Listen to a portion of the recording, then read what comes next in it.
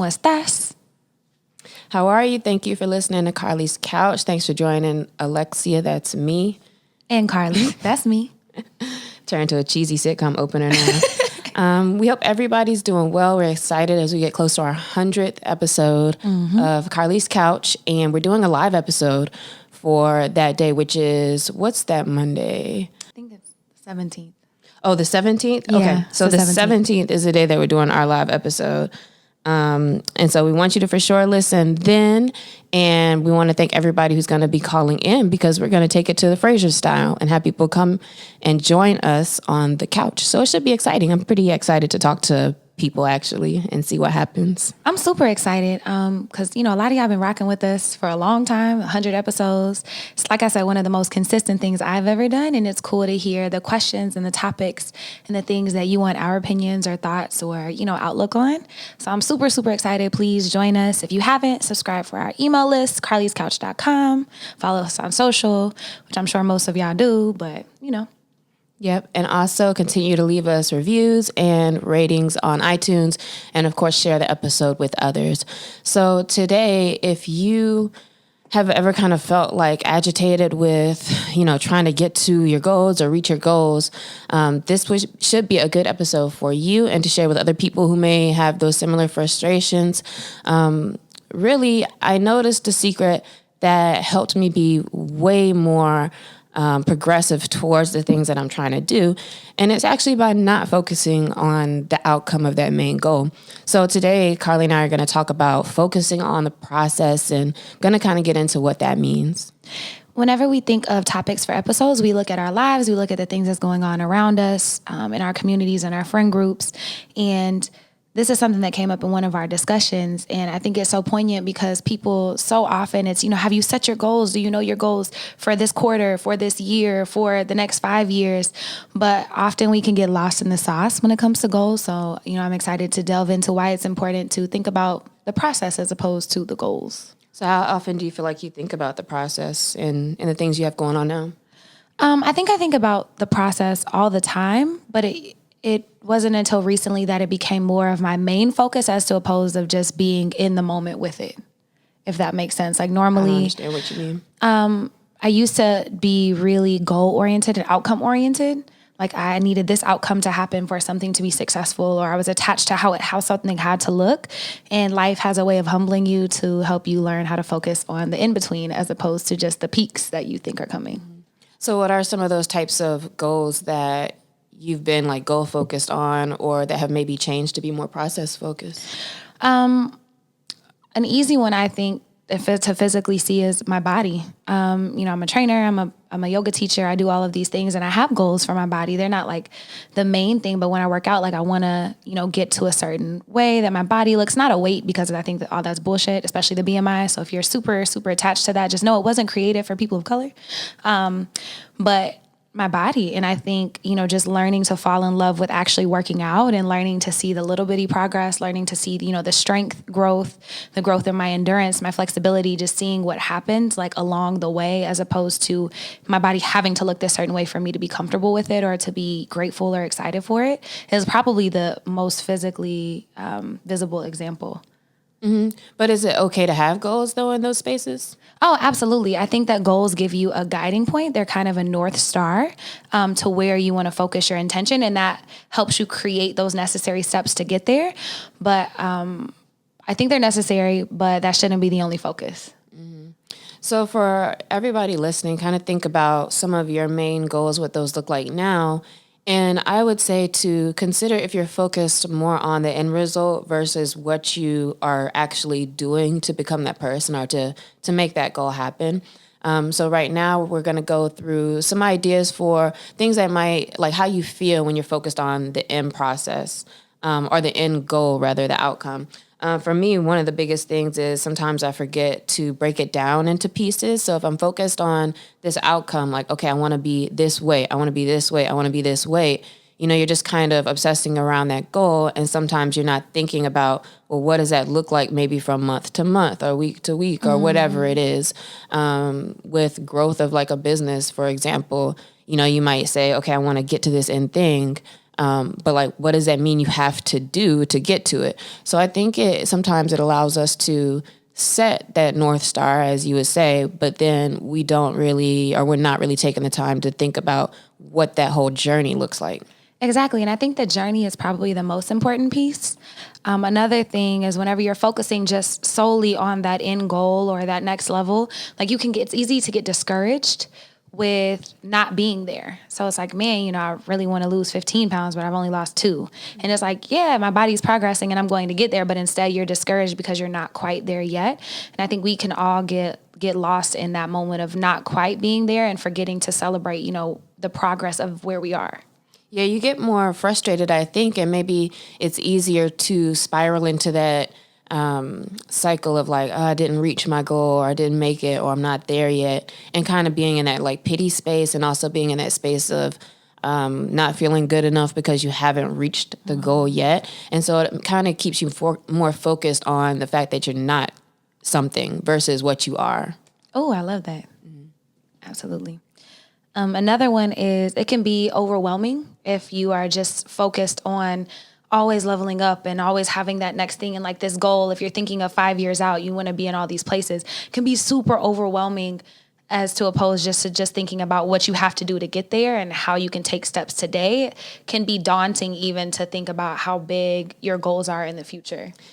Yeah, and it also, by thinking in the future all the time, that kind of leads you to be a little bit more anxious and have a little more anxiety because, again, you're always thinking about where you want to go or what you want to be. And so it kind of takes you out of the present, I believe. And because of that, you get those feelings also of impatience and you want to see immediate results. And again, I think anything that takes you out of the present is probably not the right space to be in to grow in that thing because it's what you're doing today. It's what you're doing now and what you're doing, period, that's going to get you to actually accomplishing those goals that you have set. So again, we're like, it's not having goals, but it's how are you framing them in your mind and what's the narrative around them to help you actually be more effective with reaching it. That's really like more of a better synopsis than I said at the beginning of why this is important to me and why process has been such a game changer, because it's just a kind of a simple reframe on the same stuff, but it allows my thoughts to be a little bit more positive, my thoughts to be a little bit more effective and actually helping me move forward. Definitely. And I think when you are so future oriented, like that anxiety that you were talking about, it almost feels out of your control. Like you can't make it happen today. And so you're kind of just here working at this thing. Like Atlas, is he the one he's the one holding the world. Who is the person pushing the rock up the hill? I don't know. In Greek mythology, there's a person who like every day was trying to push this rock up this hill. And I think sometimes we can dang it, I'm going to think, if you know who that is, please let me know. Because I'm out here talking crazy. But it can kind of feel out of your control. And then you give away your power, not knowing that you have that in the moment to, be grateful for where you are in this part of the journey while still working towards those things. Like it doesn't make you any less than that you're not there yet. And I also think it makes you feel out of control in general because you're not in control. Like if you want to weigh 120 pounds, like you actually can't make that happen. Only thing you can make happen is what you're doing to be healthier or to lose weight or whatever, that goal may be. But there's a lot of things that may be out of your control or you may never be 120 because that's just never what you should be or can be. So sometimes that stuff's not in your control. And so to Carlie's point, it's like now you're going to feel kind of helpless and hopeless because, I can't quite reach that, lofty goal that you have set. How did your perspective switch from focusing on your goals or focusing on where you want to be to the process? Like, did you have a moment where it was like, man, and something just kind of clicked for you, or what did that journey look like? I'm not sure exactly now in hindsight, but looking back, I recognize that they're in different areas that I was trying to be more efficient in. I just kept getting reminders that I need to break it down from what's his name? Brendan Bouchard's Habits book. I think he talks a lot about, focusing on what's a process that you can actually do every day to focus on that, because again, that's what you can control. Like my financial guy, if we talk about sales goals and different things going on, it's okay, but how many proposals are you going to send out or how many calls are you going to make? Because the goal to make X amount of sales isn't really in my control, like what people sign or if they sign or whatever, but what's my part and how does that break down into something you can do? And then also with just, I think, the exploration into how some things have changed with my own habits and why, because, the goal is more about what I need to change as far as who I am and how I'm operating, not necessarily the focus being on what's the end goal, because I'm just not doing the things to get to that. So that's what I have to better understand is like, what does it take to make that happen? And now how can I do something, in my control on a more frequent basis to see that? And part of that kind of for me turned into like becoming, that type of person, in which case it's like, what kind of life do they live? And then you start to implement those different things. So I think the whole point of getting better with things or your own like personal ideas for success or greatness kind of come back to if you feel confident or if you feel good about yourself and the actions you're putting out there. And so to be focused on the process, I can feel proud or I can always feel good because I'm doing something or I'm doing, sticking to something, and that builds your self-confidence the more you stick to it. And then every time I realize I'm like, man, I had a really good month or business growth or whatever, it's because I stuck to some kind of routine or plan that of course makes me move forward and progress because I'm actually making a step every day versus not really having that part like mapped out really. I think that that's a great place to start. How you mentioned earlier, breaking things down into pieces, like more chewable pieces. One of my old bosses asked me one day, like, how do you eat an elephant? And I was like, first of all, not eating elephants, but he said one bite at a time. And it's really looking at these really big, lofty goals and ambitions and things that we have, which are amazing to have and great guides for like what's in alignment for you, but figuring out how to break it down. But more importantly, like she said, every day it's more of developing a routine, like sticking to this consistency to these little steps, or not even little to diminish them, but these smaller steps, these more palatable pieces that you can do every single day to continue working towards it. Mm-hmm. So when I have been more focused on process in a lot of different spaces and not focused on a particular goal, I do feel more confident. I feel like I'm in a place of more confidence because I know, to feel good today, all I have to do is check this thing off. And that's something in my power to do. So to just check this thing off, I did it, cool. Next day, just check it off. Next day, just check it off. So I feel like I'm in a more confident place when I'm focused on the process. Absolutely. And focusing more so on the behavior as opposed to the end result. So making the behavior, I like how you said earlier, what would that look like to be in this place, where I want to be, or to be this person that I want to be, and having those behaviors be in your life. Mm-hmm. And then I think you just feel better too, because now I know you may be thinking like, okay, so you're saying focus on the process, but what's different about, okay, I didn't lose the 15 pounds by Friday and, I skipped 3 days of going to the track, which is supposed to be my process or my routine. And I think that the difference there is that you have to learn to celebrate like what you did get done. And so if you have this process, did you win at least 2 days out of the week, 3 days out of the week, 4 days? If you won at least 4 days out of the week, then you won the week. So thinking of it more like that. And also, you do learn to be a little kinder with yourself, or that is still important to be kind to yourself if you're focused on the process, because there may be a day that you miss or something that you don't get done. But it's different because you still can see the progress. And so you're focused on just doing a little bit more without having to be worried about a number per se, or just like, what's your efforts? And you know that if you're focused on the process, then you did do your best. Like today, if you walked a couple steps or if you walked 10 miles, like maybe that was the best you could do and the best effort you could put forward that day, which is really more so what we should be measuring, that we did our best that day or that we put the effort that we could, because sometimes you don't have that energy versus what did the end goal look like. Absolutely. Man, that made me think about my goal for last month. So in July, I was like, man, I want to run 50 miles. I thought, Did you? No. And so I thought that I hadn't ran 50 miles, but according to my Nike Run Club app, I have ran 50 miles twice in a month. So shout out to me for that. But towards the end of the month, I realized that I was getting close and that I wasn't going to finish. And I could either like run 10 miles in a day or just chalk it up to fuck it next month. And I had a little bit of anxiety because I was like, man, I said I was going to do this thing. And I like to pride myself as a person of my word, mostly to myself, like forget everybody else, but mostly to myself. But then I was like, Carlie, is it really worth it to beat yourself up and kill yourself for this 50 miles right now when you know you're doing a lot of other things? Or is it okay to be like, you know what? I did my best with camp and with all these other things I had going on, and I can do better next month. But knowing that I did my best this month, and that's what I chose, and I feel really good about it. So I think that's a really good situation to use as an example, because like, how do you come to that decision, and how are you okay with that? Because on one side, you know, you can see people where it's like, all right, that's the time when you're supposed to dig deep and like, you know, you're going to feel even better if you do just get it done. And on the other side, it is like, bro, like I did a lot of other stuff. Like I'm cool. Like I feel good about this. So like really, how do you get there? Yeah. So I was doing really well at the beginning of the month. Like I was like killing that shit. I was like, oh, I'm gonna beat it with like 5 days to spare. Did not.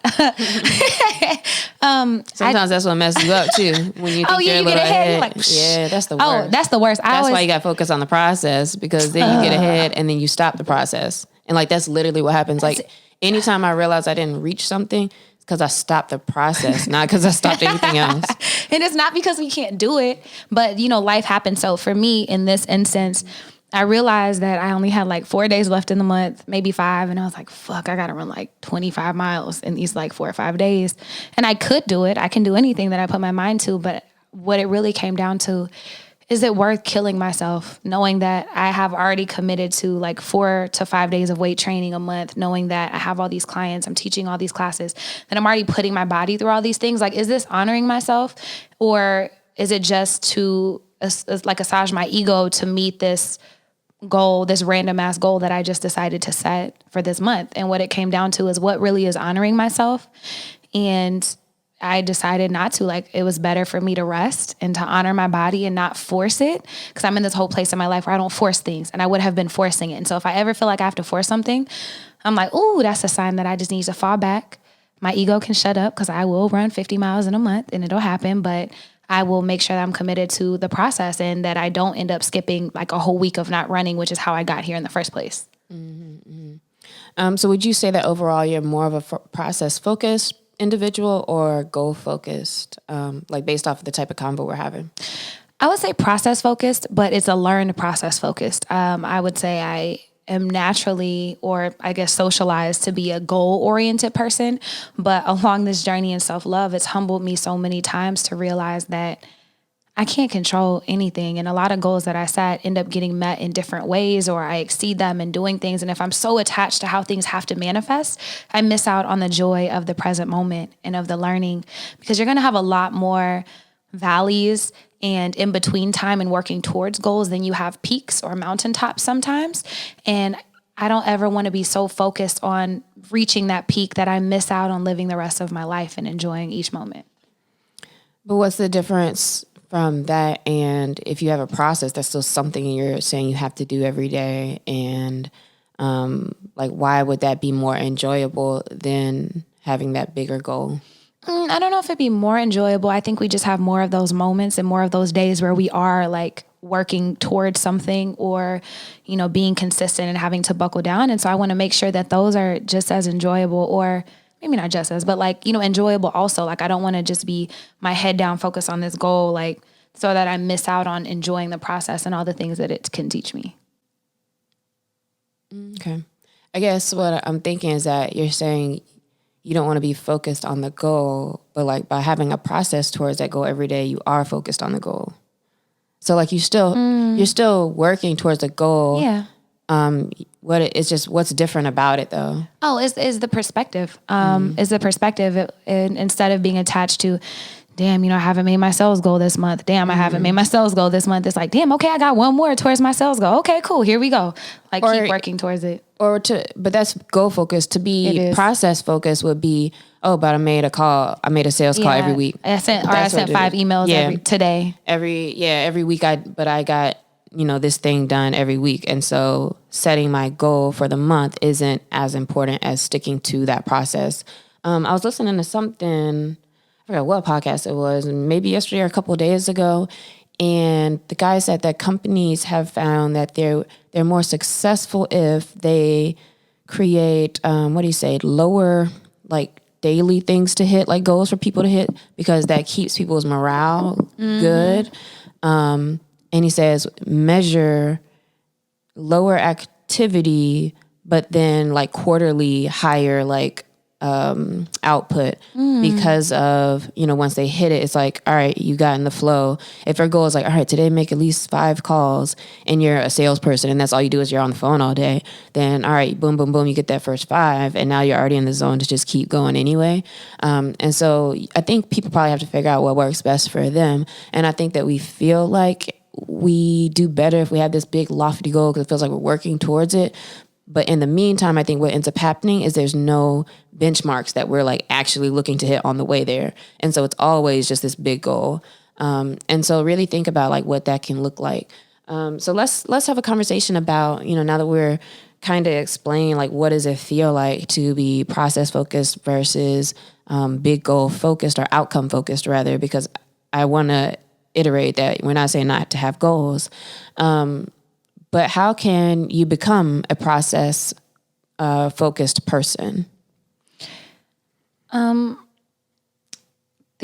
I think you have to start with your goal. So like we said, there like goals or outcomes or ideal situation, behavior, whatever that thing is. And then start breaking that down into the pieces that it'll take to get there. Like what can that process look like? You gave a great example earlier.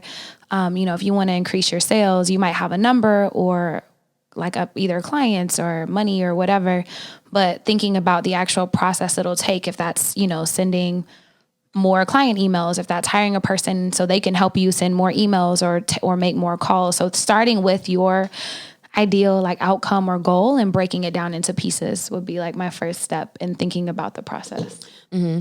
And one of my tricks and I've already alluded to this in this episode, but one of my tricks for understanding like what does the plan actually look like is to your point, have those actual results. Like what do I want to do? If I want to be a better writer, as an example, or get better at a skill, to actually think about and or talk to, research, whatever, if you can, what does a writer do? Like how does a writer spend their time? And maybe what that means is, okay, I need to write 20 minutes a day, or I need to get a desk space set up or cleaned up so that I'm more inclined to sit down and spend a certain amount of time every day writing.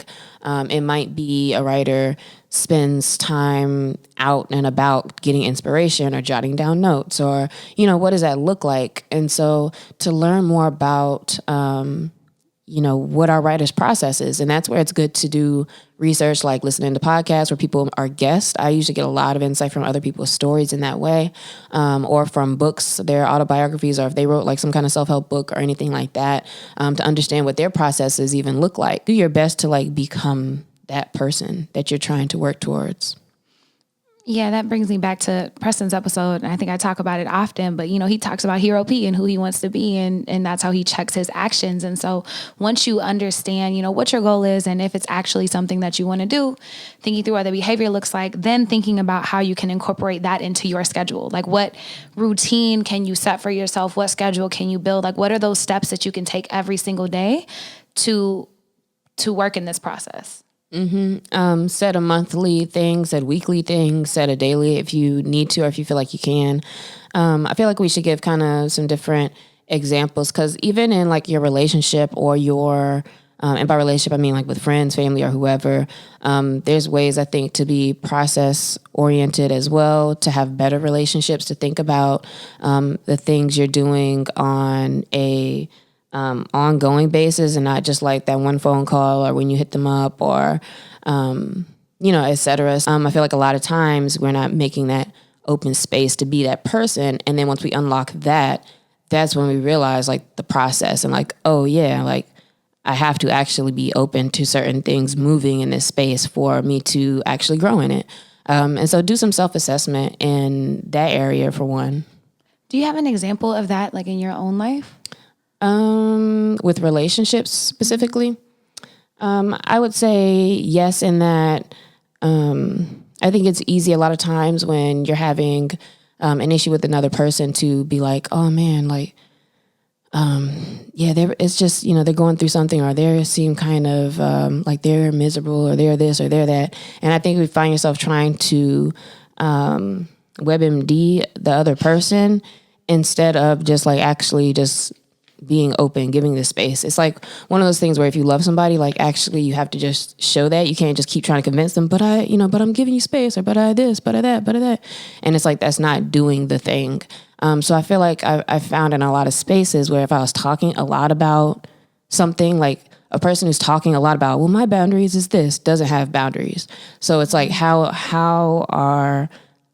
what are those things that I was like talking about more than actually doing and recognizing in the time and in the space, like, oh, this means like, if I have this boundary, I'm not answering this right now, or I'm doing this, or I'm doing that. And that's a process that you can stick to.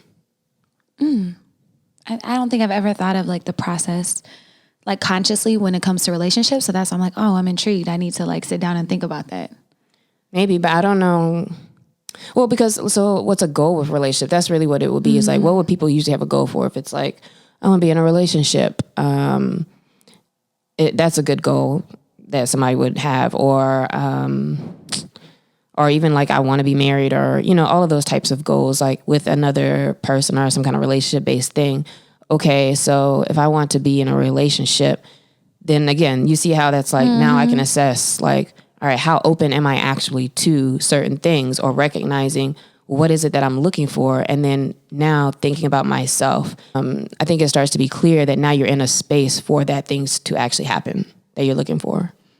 Yeah, no, that's a great thing. And I have a goal like right now is to focus on myself and on giving myself what I need. And that requires me figuring out what I want in all of the areas of my life. But then next is my friends, and then next is my community. So I'm going to be using that to think through what some of those processes can give to me. And then also, like you said, setting like weekly or daily like checks or reminders to make sure that I'm, tracking on my process. Yeah, I think with any goal we have, because we're kind of clear on like certain goals that we have, with any of them, there can be a process that you incorporate. And so I would say that, think about what those goals are for you, and how many of them you're like, oh yeah, I do have kind of a process for this. And where others you might be like, oh yeah, I'm just saying like, man, I wish I had a man, wish I had a man, wish I had a man.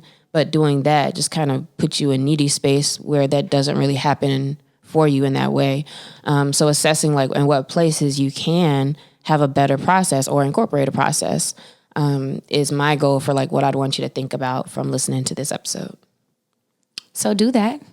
And then add us at Carlie's Couch, at Lextopia, at CC Fierce on Instagram, Carlie Carpio on Twitter. Let us know, what are some areas that you can be more process oriented, or what do those processes look like for you? Mm-hmm. And Carlie has a shout out for us today. I do. Let me grab it. I'm excited. Okay, so it's really cool whenever you meet friends and you realize that they're dope, but then they have all of these other layers and cool things that they've done or are doing, and to support them. So today, the shout out is Best Damn Hip Hop Writing, the Book of Yoh by Yoh Phillips.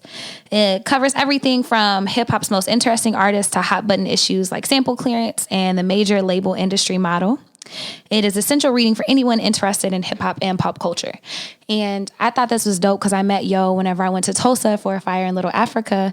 And he was super dope. And I've been reading his articles and stuff. And then I saw somebody tweet him about his book. And I was like, wait, you have a whole ass book that I didn't know about? Mm-hmm. So I recently got it. Excited to read it. If you love hip hop, check him out. He's one of the writers for DJ Booth.